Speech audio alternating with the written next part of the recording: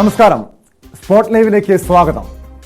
നമ്മളൊക്കെ അപരിചിതമായ സ്ഥലത്തേക്ക് പോകുമ്പോൾ പലപ്പോഴും ഗൂഗിൾ മാപ്പ് നോക്കിയാണ് യാത്ര ചെയ്യുന്നത്. ഈ ഗൂഗിൾ മാപ്പ് ചിലപ്പോൾ നമ്മളെ വഴിതെറ്റിക്കാറുമുണ്ട്. മറ്റു ചിലപ്പോൾ ഇത് അപകടക്കെണിയും ഒരുക്കും. കഴിഞ്ഞ വർഷം ഒക്ടോബറിൽ എറണാകുളം പറവൂരിൽ 2 യുവ ഡോക്ടർമാരുടെ ജീവനെടുത്തത് ഗൂഗിൾ മാപ്പ് തെറ്റായ സന്ദേശം നൽകിയത് മൂലമാണ്. വീണ്ടും ഗൂഗിൾ മാപ്പിന്റെ അപകടക്കെണിയെക്കുറിച്ചുള്ളൊരു വാർത്ത കേട്ടു. കോട്ടയത്ത് നിന്ന് ഗൂഗിൾ മാപ്പ് സഹായത്തോടെ യാത്ര ചെയ്യുന്നതിനിടെ ഹൈദരാബാദ് സ്വദേശികളുടെ കാർ തോട്ടിലേക്ക് മറിഞ്ഞു. കോട്ടയം കുറുപ്പന്തറ കടവിലാണ് അപകടമുണ്ടായത്. വാഹനത്തിലുണ്ടായിരുന്ന 4 പേരും രക്ഷപ്പെട്ടു. ഏറെ നേരത്തെ പരിശ്രമത്തിനൊടുവിൽ കാർ കരയ്ക്ക് കയറി.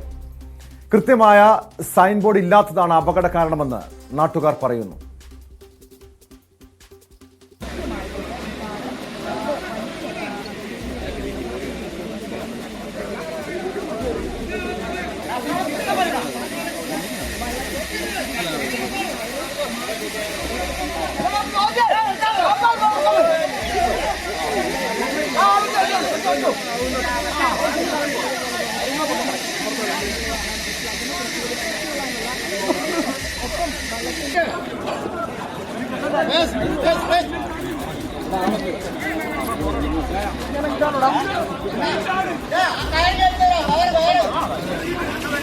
ശ്രീജിത്ത് ചേരുന്ന കോട്ടയത്തു നിന്നും ഈ വാർത്തയുടെ വിശദാംശങ്ങളുമായി. ശ്രീജിത്ത്, ഞാൻ നേരത്തെ സൂചിപ്പിച്ചതുപോലെ പലപ്പോഴും ഈ സമീപകാലത്ത് നമ്മളൊക്കെ പലപ്പോഴും യാത്ര ചെയ്യുന്നത് ഈ ഗൂഗിൾ മാപ്പിന്റെ സഹായത്തോടെയാണ്.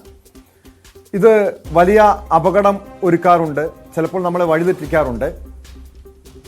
കഴിഞ്ഞ വർഷം എറണാകുളം ഗോതുരുത്തിലെ 2 യുവ ഡോക്ടർമാരുടെ ജീവനെടുത്തത് ഈ ഗൂഗിൾ മാപ്പായിരുന്നു. ഗൂഗിൾ മാപ്പ് തെറ്റായ സന്ദേശം നൽകിയത് മൂലമായിരുന്നു.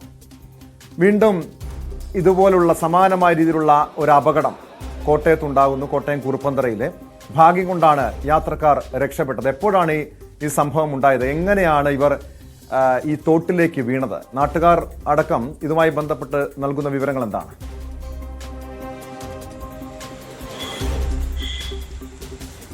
പുലർച്ചെ 4 മണിയോടുകൂടിയാണ് ഈ അപകടം ഉണ്ടാകുന്നതെന്നാണ് നമുക്ക് നാട്ടുകാരിൽ നിന്ന് അറിയാൻ സാധിച്ചത്. ഇത് ആന്ധ്രയിൽ നിന്നുള്ള, ഹൈദരാബാദിൽ നിന്നുള്ള 4 അംഗ സംഘം കേരളത്തിൽ വിനോദസഞ്ചാരത്തിന് വേണ്ടി എത്തിയതായിരുന്നു.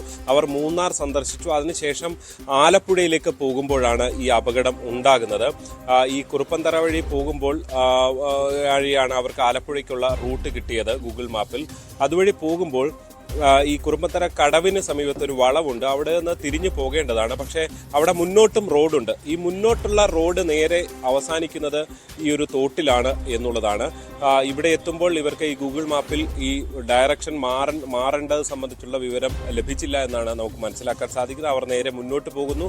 അങ്ങനെ ആ തോട്ടിൽ പതിക്കുന്നു. തോട്ടിൽ വീണ ഉടൻ തന്നെ അവർ ഇതിന്റെ പിൻഭാഗത്തെ ഡോറ് തുറന്ന് രക്ഷപ്പെടുകയായിരുന്നു. തോട്ടിലേക്ക് വണ്ടി ഇറങ്ങിയ ഉടൻ തന്നെ അവിടെ നിന്ന് ഏതാണ്ട് 100 മീറ്ററോളം താഴേക്ക് ഈ വാഹനം ഒഴുകി പോവുകയും ചെയ്തു. തുടർന്ന് ഇന്ന് രാവിലെ ആണ് ഈ നാട്ടുകാർ നാട്ടുകാരുടെ വലിയൊരു സംഘം ഇടപെട്ടുകൊണ്ട് അവിടെ നിന്ന് വാഹനം തിരിച്ച് കരയിലേക്ക് എത്തിക്കുന്ന കാഴ്ച നമുക്ക് കാണാൻ സാധിച്ചത്. എന്തായാലും വലിയൊരു അപകടം. ടോം നേരത്തെ പറഞ്ഞ പോലെ എറണാകുളത്ത് മാത്രമല്ല, അതിന് തൊട്ട് മുൻപ്, എറണാകുളത്ത് ഉണ്ടാകുന്നതിന് മുൻപ് വലിയൊരു അപകടം ഉണ്ടായത് കോട്ടയത്താണ്. പക്ഷേ ഇത്തരം അപകടങ്ങളിൽ ജീവൻ നഷ്ടപ്പെടുമ്പോൾ മാത്രമാണ് വലിയ രീതിയിൽ ചർച്ചകൾ ഉണ്ടാകുന്നത്. ഈ ഗൂഗിൾ മാപ്പ് വഴിതെറ്റിച്ച സംഭവം ഈ കോട്ടയം പാറേച്ചാൽ ബൈപ്പാസിലാണ് കഴിഞ്ഞ പ്രളയ സമയത്ത് ഉണ്ടായത്. അന്നുണ്ടാകുമ്പോൾ അത് ഈ എറണാകുളത്ത് നിന്ന് തിരുവല്ലയിലേക്ക് പോകുന്ന ഒരു ഡോക്ടർ ഉൾപ്പെട്ട കുടുംബം ഉള്ള സംഘമായിരുന്നു. ഒരു കുഞ്ഞു കുട്ടിയും ഏതാണ്ട് 1.5 വയസ്സോളം പ്രായമുള്ള കുഞ്ഞും അതിലുണ്ടായിരുന്നു. ഇവർ ഈ പ്രധാന വഴിയിൽ നിന്ന് വളഞ്ഞ് പോകേണ്ടതിന് പകരം നേരെ ഒരു റോഡ് കാണിക്കുന്നുണ്ടായിരുന്നു. അത് പാറേച്ചാൽ ബോട്ട് ജെട്ടിയിലേക്കുള്ള റോഡാണ്. അവിടേക്കാണ് ഇവരുടെ വാഹനം കടന്നു പോകുന്നത്. അവിടെയും റോഡിൽ വെള്ളമുണ്ടായിരുന്നു. പ്രത്യേകിച്ച് പ്രളയകാലത്ത് സംഭവിച്ച ഒരു ദുരിതം എന്ന നിലയിൽ കൂടി അത് പ്രത്യേകം അന്ന് ശ്രദ്ധ നേടിയതാണ്. പിന്നീട് ഈ വാഹനം കരക്കെടുക്കുകയൊക്കെ ചെയ്തത് നമ്മൾ തന്നെ റിപ്പോർട്ട് ചെയ്തതാണ്. എന്തായാലും അവിടെ അങ്ങനെ ഒരു സംഭവം ഉണ്ടാകുന്നു. ഈ കുറുപ്പന്തറയിലുണ്ടായ അപകടത്തിൽ ഒരു കാര്യം കൂടിയുള്ളത്, ഇത് ആദ്യമായിട്ടല്ല അവിടെ അപകടം ഉണ്ടാകുന്നത്. ഈ ഗൂഗിൾ മാപ്പ് ഇടാതെ വരുന്നവരും രാത്രി പലതവണ ആ തോട്ടിൽ വീണ് അപകടം ഉണ്ടാകുന്ന സ്ഥിതിവിശേഷം ഉണ്ടായിരുന്നു. അതായത് നമ്മളുടെ ഒരു സംവിധാനത്തിന്റെ ഒരു പരാജയം കൂടി. അതായത് ഈ റോഡിൽ കൃത്യമായ സിഗ്നൽ അല്ലെങ്കിൽ കൃത്യമായ സൈൻ ബോർഡുകൾ ഇല്ലാത്തത്, അല്ലെങ്കിൽ ഇത്തരം റോഡുകൾ, അപകടം നടക്കുന്ന റോഡുകൾ അടച്ചു കിട്ടുന്ന അടക്കമുള്ള സംവിധാനങ്ങൾ ഇല്ലാത്തത് വലിയ വില്ലനാകുന്നു. ഇപ്പൊ ടോം നേരത്തെ പറഞ്ഞ വാർത്തയിലും അവിടെ ഒരു വേലി ഇല്ലാത്തതാണ് തോട്ടിലേക്ക് പതിച്ച ഡോക്ടർമാരുടെ അപകടം. ഈ കോട്ടയത്തെ ഈ പടിഞ്ഞാറൻ മേഖലകളിലേക്ക് അടക്കം വന്നു കഴിഞ്ഞാൽ ഈ തോടുകൾക്ക് സുരക്ഷാ ഭിത്തി ഇല്ലാത്തൊരവസ്ഥയുണ്ട്.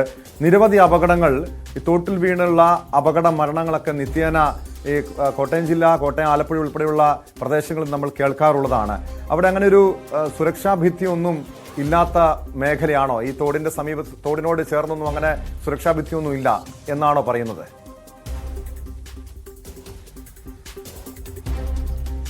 ഈ നാട്ടുകാർ ഈ പലതവണ ഈ സംഭവം ഉണ്ടായപ്പോൾ ഒരു ചെറിയ ചങ്ങല അവിടെ കെട്ടിയിരുന്നു. പക്ഷെ ആ ചങ്ങല പൂർണ്ണമായും വീണ് കിടക്കുന്ന സ്ഥിതിയാണുള്ളത്. അതായത് അധികൃതരുടെ ഭാഗത്ത് നിന്ന് കൃത്യമായി അവിടെ ആലപ്പുഴ എന്നുള്ള ബോർഡ്, ഈ വളവ് തിരിഞ്ഞാണ് പോകേണ്ടത് എന്നുള്ള ബോർഡ് വെച്ചിട്ടില്ല. ഒരു ചെറിയ ബോർഡ് വെച്ചിട്ടുണ്ട്. പക്ഷെ അത് വഴി വരുന്നവർക്ക് അത് കണ്ടെത്തി അതുവഴി തിരിഞ്ഞു പോകാൻ കഴിയുന്ന നിലയിൽ അവരുടെ ശ്രദ്ധയിലേക്ക് ആകർഷിക്കുന്ന തരത്തിലല്ല ആ ബോർഡുള്ളത്.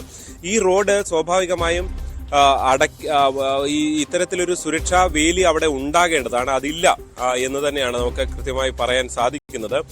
ഈ പ്രദേശത്തുള്ളവരാണെങ്കിൽ അത് വലിയ പ്രശ്നമല്ല. ഇതിപ്പോ ഹൈദരാബാദിൽ നിന്ന് കൂടി എത്തിയ ആളുകളാണ്. അവരെ സംബന്ധിച്ച് അവർ മെഡിക്കൽ വിദ്യാർത്ഥികളാണ് എന്ന് തന്നെയാണ് നമുക്ക് ലഭ്യമാകുന്ന വിവരം. അവരെ സംബന്ധിച്ച് വളരെ അപ്രതീക്ഷിതമായി, പ്രത്യേകിച്ച് രാത്രി വൈകിയുള്ള ഒരു യാത്ര കൂടിയാണ്. ആ സമയത്തുണ്ടാകുന്ന ഒരു അപകടം എന്ന നിലയിൽ കൂടിയാണ് ഇവര് ഈ അപകടത്തിലേക്ക് വീണു പോകുന്നത് എന്നതാണ് നമുക്ക് മനസ്സിലാക്കാൻ കഴിയുന്നത് കേട്ടോ.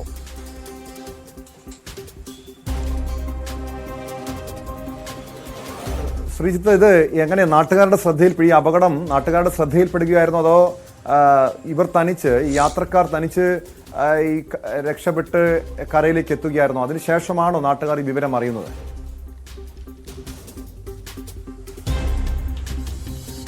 ഈ സംഭവം അറിഞ്ഞ ഉടൻ തന്നെ നാട്ടുകാർ വിവരം അറിഞ്ഞു എന്നാണ് നമുക്ക് ലഭ്യമാകുന്നത്. ഈ ആന്ധ്ര സ്വദേശികൾ അവർ കൂടുതലും തെലുങ്കിലാണ് സംസാരിക്കുന്നത്. അവർ ആ സംഭവത്തെക്കുറിച്ച് മാധ്യമങ്ങളോട് വിശദീകരിച്ചപ്പോഴും അത്തരം കാര്യമായ വിവരങ്ങൾ കൂടുതൽ പങ്കുവച്ചിരുന്നില്ല. അതുകൊണ്ട് ഈ നാട്ടുകാർ ഉണ്ടായ മറ്റൊരു സംഭവത്തെക്കുറിച്ച് കഴിഞ്ഞ ദിവസം പറഞ്ഞത്, 2 ദിവസം മുൻപ് അടിമാലിയിൽ നിന്ന് സമാനമായ രീതിയിൽ ഒരു വാഹനം ഇതേ റൂട്ടിൽ പോവുകയും അവരപ്പോൾ ബഹളം വെച്ച് തടഞ്ഞു നിർത്തുകയും ചെയ്തു എന്നുള്ളതാണ്. അതായത് ഇതിവിടെ ഇങ്ങനെ സംഭവിക്കുന്ന ഒരു നിരന്തര കാഴ്ചയാണ് എന്നുള്ളതാണ് നാട്ടുകാരുടെ അനുഭവത്തിൽ നമുക്ക് മനസ്സിലാക്കാൻ സാധിക്കുന്നത്. അവർ സാക്ഷ്യപ്പെടുത്തുന്നതും അത് തന്നെയാണ്. അതുകൊണ്ട് തന്നെ ഈ ഒരു അപകടത്തിലേക്ക് ആരും എപ്പോൾ വേണമെങ്കിൽ എത്താവുന്ന ഒരു പ്രദേശം കൂടിയാണ് ഈ കുറുപ്പന്തറ കടവിലെ വളവ് എന്നതാണ് എടുത്ത് നമുക്ക് കാണാൻ സാധിക്കുന്നത്. എന്തായാലും ഭാഗ്യം കൊണ്ടാണ് ഇവിടെ ഈ മനുഷ്യരുടെയൊക്കെ ജീവൻ രക്ഷപ്പെടുന്നത്. ഒന്നാമത് അല്പം മഴ പെയ്ത് നിൽക്കുന്ന സമയമാണ്. തോടുകളിലെല്ലാം അത്യാവശ്യം നല്ലപോലെ തന്നെ വെള്ളം ഉള്ളൊരു സാഹചര്യമാണ് ഉള്ളത്. കഴിഞ്ഞ തവണയാണെങ്കിലും പ്രളയ സമയത്ത് ഇത് ഉണ്ടായപ്പോൾ സമാനമായ സാഹചര്യമായിരുന്നു. പ്രത്യേകിച്ച് ഈ സമയത്ത് ഇത്തരം റോഡുകളിലൂടെ യാത്ര ചെയ്യുന്നവരെ സംബന്ധിച്ച് ഒരല്പം കൂടി ഒരു സ്വയരക്ഷ കൂടി അവർ കുറച്ചുകൂടി ചിന്തിക്കണം എന്നതുകൂടി ബോധ്യപ്പെടുന്ന ഒരു സംഭവമാണ് ഇന്ന് കുറുപ്പന്തറയിൽ ഉണ്ടായിരിക്കുന്നത്. അതിനും അപ്പുറത്തേക്ക് നമ്മൾ ഇതിൽ ഒറ്റ വാക്കിൽ ഗൂഗിൾ മാപ്പിനെ എന്റെ പിഴവ് എന്ന് പറയുമ്പോൾ അതിനും അപ്പുറത്തേക്ക് നമ്മുടെ സംവിധാനങ്ങൾ ഇത്തരം പ്രദേശങ്ങളിൽ ആവർത്തിച്ച് അപകടമുണ്ടാകുമ്പോൾ എന്ത് ചെയ്യുകയായിരുന്നു എന്നൊരു ചോദ്യം കൂടി ഈ സംഭവത്തിൽ ഉയർന്നു വരുന്നുണ്ട്.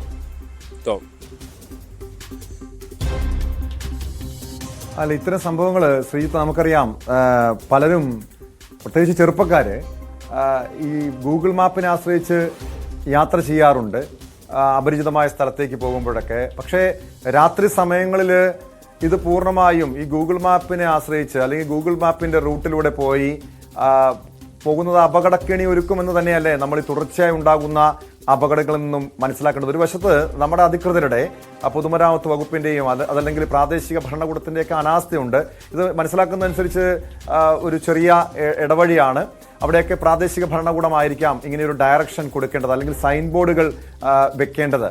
ഇതങ്ങനെ നാട്ടുകാർ അത്തരമൊരു പരാതി ഇതിനു മുൻപ് ഈ അധികൃതരുടെ ഭാഗത്തു നിന്ന് ഉന്നയിച്ചിട്ടുണ്ട്. ഈ ഒരു വിഷയം ഉന്നയിച്ചിട്ടുണ്ട്, അങ്ങനെ സൈൻ ബോർഡ് വേണം, ഇതിനു മുൻപ് അപകടം ഉണ്ടായിട്ടുണ്ട്, ഇക്കാര്യങ്ങളൊക്കെ ഉന്നയിച്ചിട്ടുണ്ട്. എന്തുകൊണ്ടാണ് അവരൊന്നും നടപടി സ്വീകരിക്കാതിരുന്നത്?